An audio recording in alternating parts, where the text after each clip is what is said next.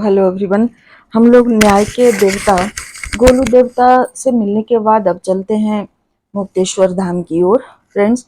तो ये एडवेंचर से भरा रास्ता, ऊंचे ऊंचे पहाड़ पर्वत सच में देखने में इतने सुंदर लग रहे थे कि मैं उनका वर्णन करने में हिचकिचा रही हूँ कि उतना शब्द मेरे पास तो है ही नहीं।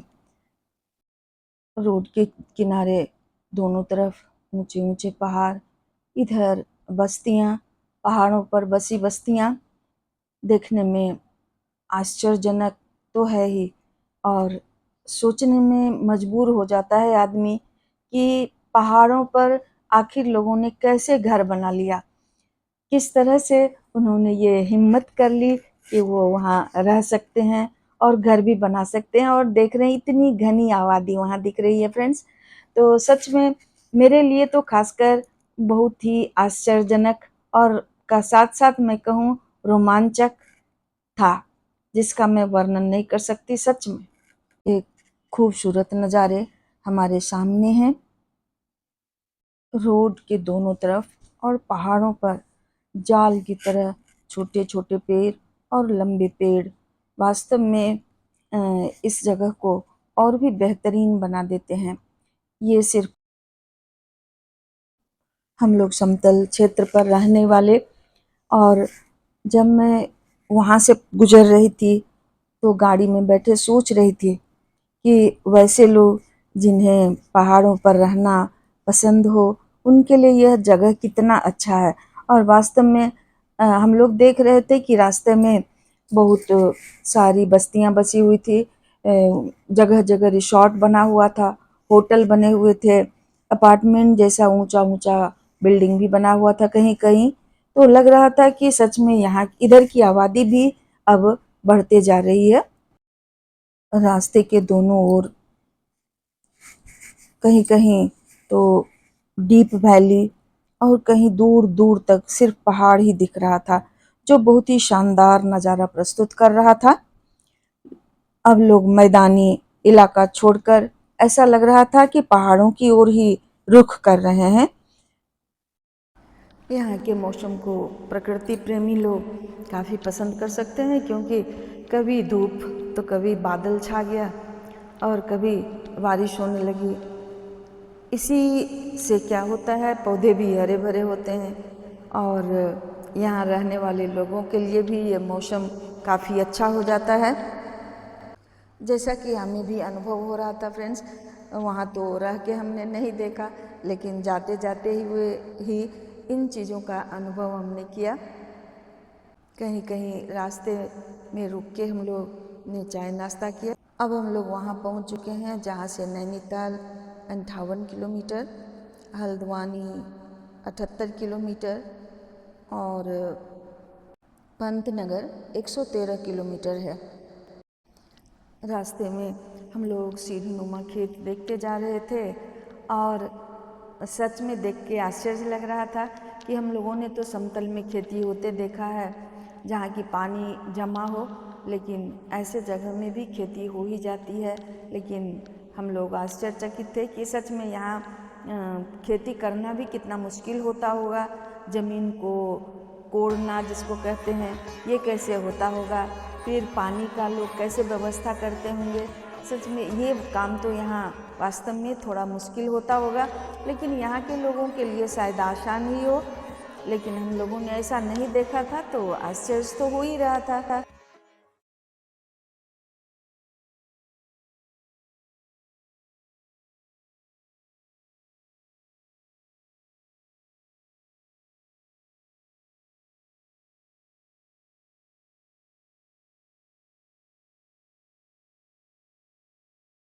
इस प्रकार हम लोग हर चीज़ों को देखते हुए आगे बढ़ते चले जा रहे थे, जो कि हमारे लिए बहुत ही रोमांचकारी और बहुत ही सुंदर सीन प्रस्तुत कर रहा था।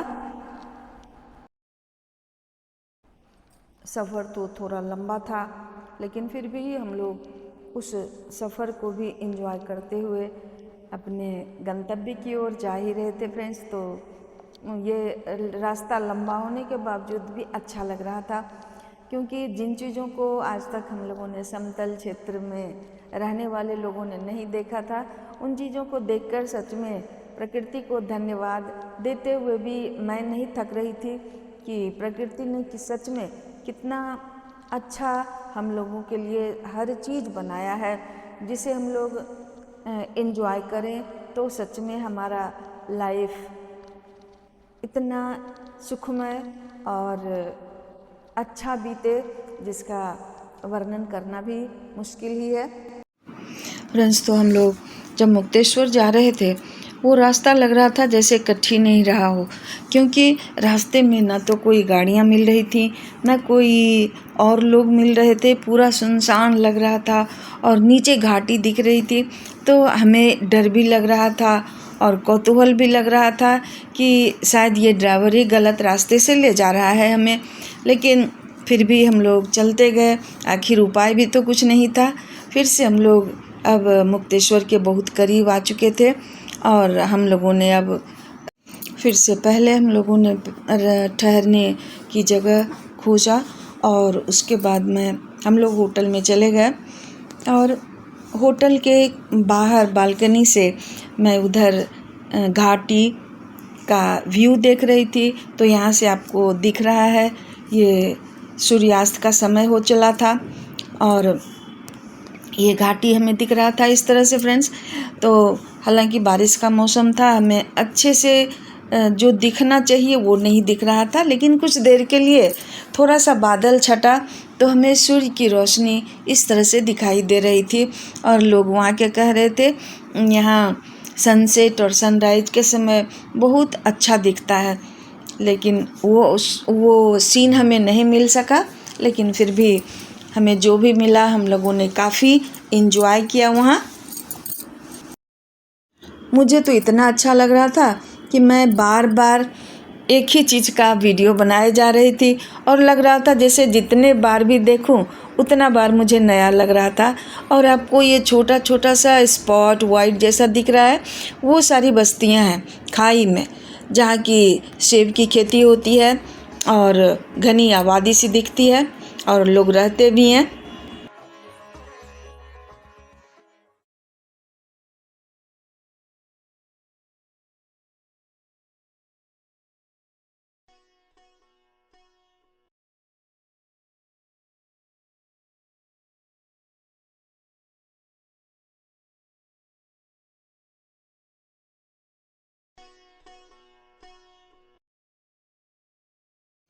ये जिस होटल में हम लोग रुके थे उसके आगे का सीन है। बगल में उनका एक छोटा सा बगीचा है जिसमें कि बहुत तरह के फूल लगे हुए थे और मुझे भी इन चीज़ों से बहुत लगाव है, इसलिए मैं इन चीज़ों का बार बार वीडियो बनाई जा रही थी। मुझे बहुत ही अच्छा लग रहा था और सच में लग रहा था कि आदमी ज़िंदगी की उलझनों में उलझा रह जाता है और जो वास्तविक चीज़ हमें मिला है प्रकृति से, उन चीज़ों को दरकिनार कर जाता है। होटल जिसमें हम लोग रुके थे वह ऑफ सीजन में भी थोड़ा महंगा लग रहा था, लेकिन फिर भी ठीक था कि हम लोगों को आसानी से मिल। यह जगह नैनीताल शहर से 51 किलोमीटर दूर स्थित है, जो प्राकृतिक सौंदर्य से भरपूर है। यही नहीं, मुक्तेश्वर धाम धार्मिक स्थल होने के साथ ही एक अद्भुत पर्यटन स्थल भी है। यदि आप अपने आप को खोजना चाहते हैं तो आपको इस धाम के दर्शन जरूर करने चाहिए। यह मंदिर करीब 2312 मीटर ऊंचाई पर मुक्तेश्वर नाम की चोटी पर स्थित है, जिसे पांडव काल का धाम कहा जाता है। मान्यताओं के अनुसार यहाँ पांडवों ने अज्ञातवास के दौरान शिवलिंग की स्थापना की थी। यह शिवलिंग की आयु 5350 वर्ष है, जिसकी काफ़ी मान्यता है। वहीं यह मंदिर भारत का एक बेहद प्राचीन मंदिर है, जो हिंदू धर्म ग्रंथ में भगवान शिव को समर्पित है। यह 18 सबसे महत्वपूर्ण मंदिरों में से एक के रूप में जाना जाता है।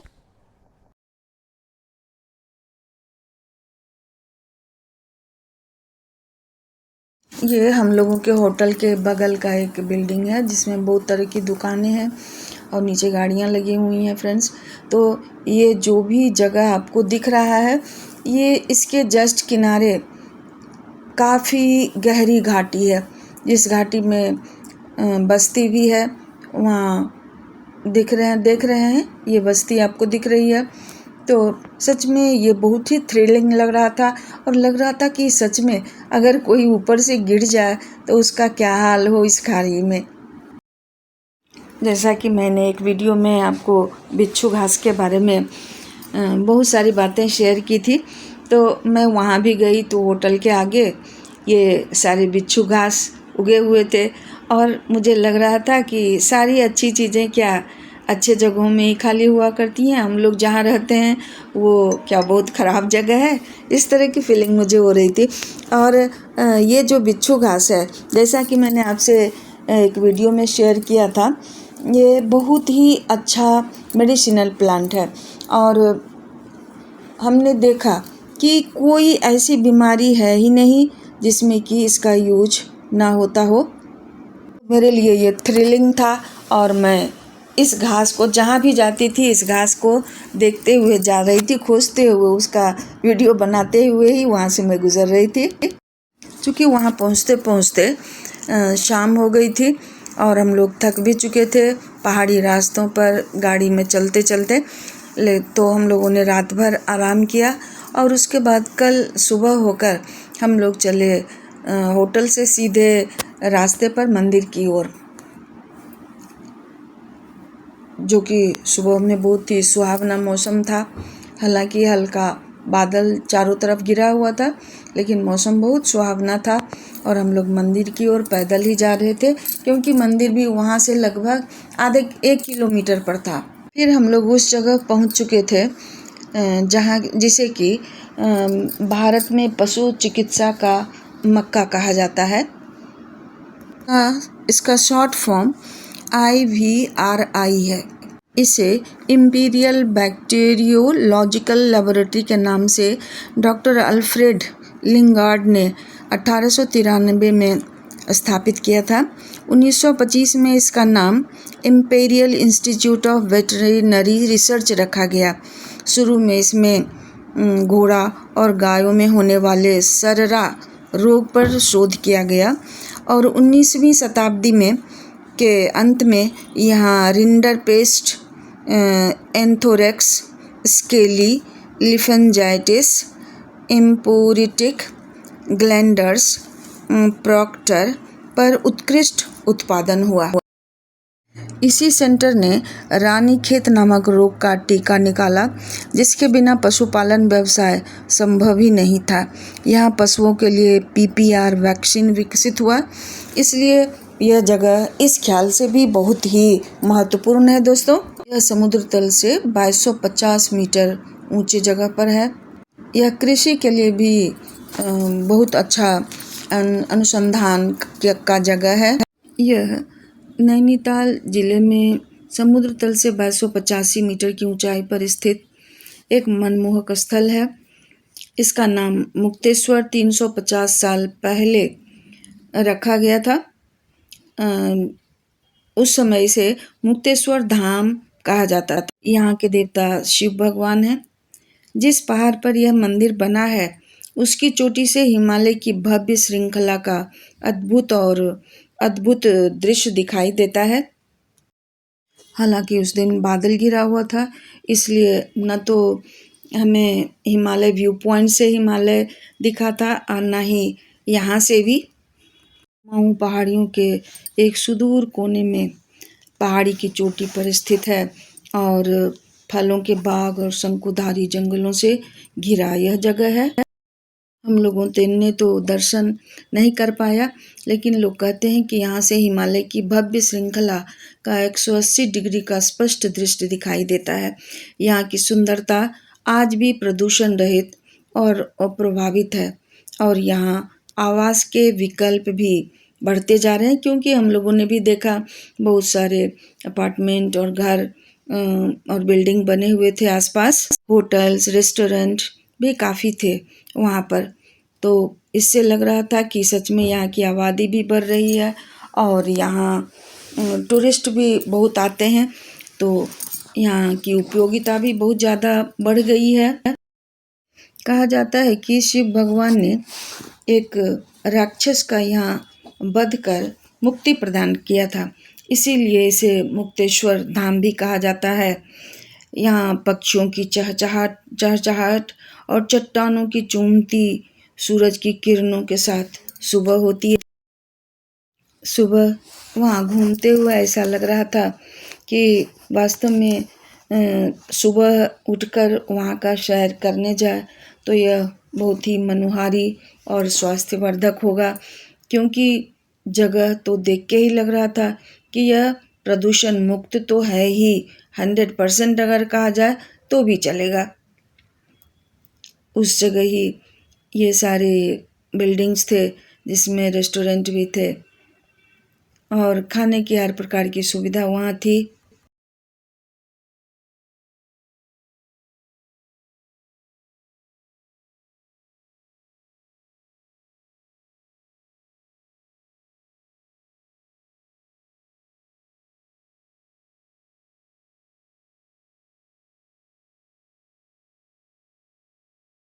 यहाँ से नंदा देवी, हिमालय की चोटी, नंदा कोट,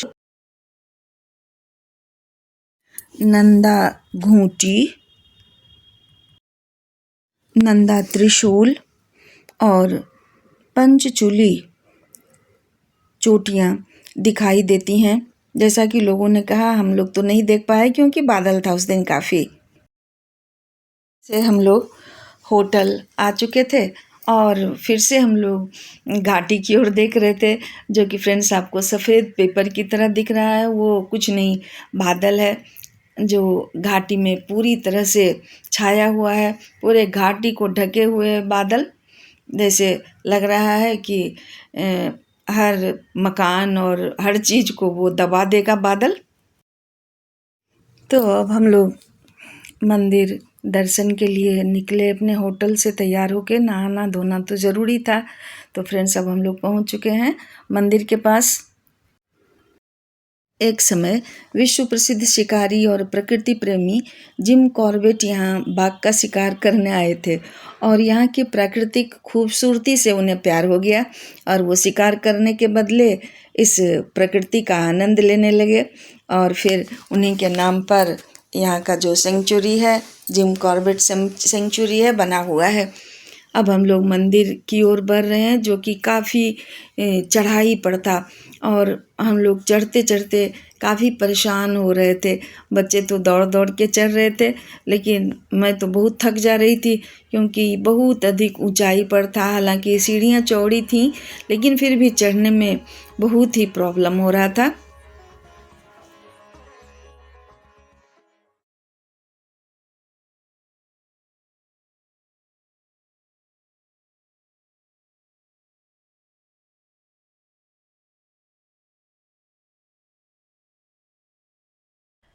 इस तरह से हम लोग ऊपर चढ़ते गए और इंतज़ार था कि कब भगवान शिव का दर्शन हो। फ्रेंड्स, तो यह मंदिर गोल शिवलिंग के लिए बहुत लोकप्रिय है, जो 12वां उप ज्योतिर्लिंग भी है। इस मंदिर का निर्माण कत्यूरी स्थापत्य शैली में किया गया है, जो अनोखा मंदिर तो है ही, जैसा कि पहले से हम लोग जानते हैं।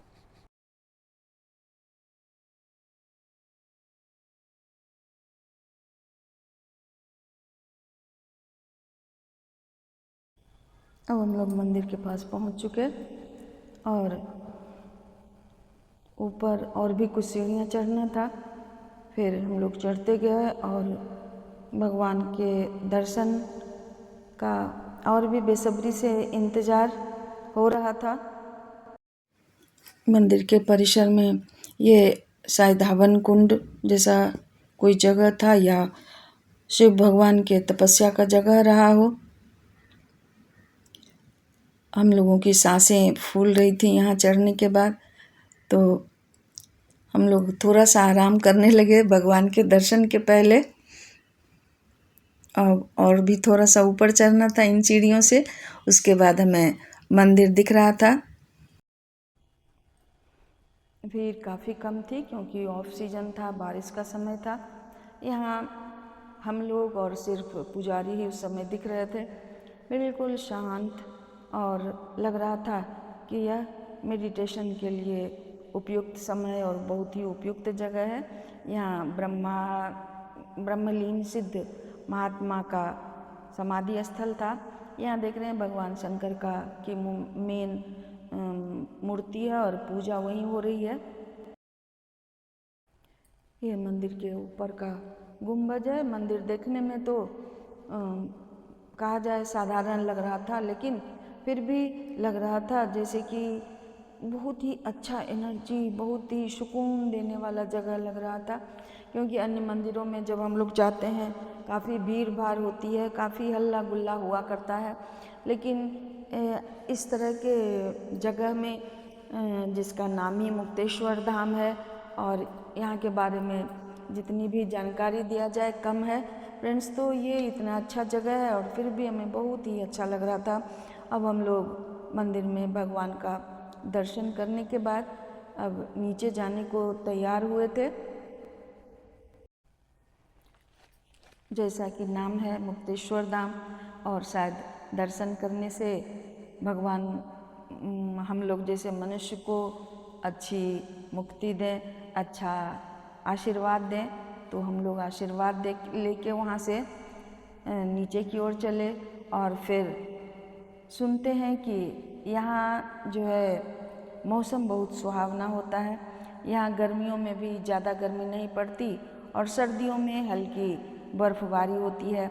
यह वास्तव में जादुई वंडरलैंड है, जहाँ गर्मी में तापक्रम 25 से 30 डिग्री और सर्दियों में -5 डिग्री तक हो जाता है। यहाँ के बगीचे शंकुधारी और जंगल हरे भरे रास्ते और सकरी गलियाँ मुक्तेश्वर को एक खास जगह बनाती है। तो फ्रेंड्स, जब कभी मौका मिले ज़रूर आइए और ऐसे जगह पर आके खुद हम अपने अंदर सोच सकते हैं कि कितनी शांति मिलती है, कितना सुकून मिलता है और कितना रिफ़्रेश होकर हम लोग अपने घर को लौटते हैं। तो बहुत अच्छा लगा यहाँ भी आकर।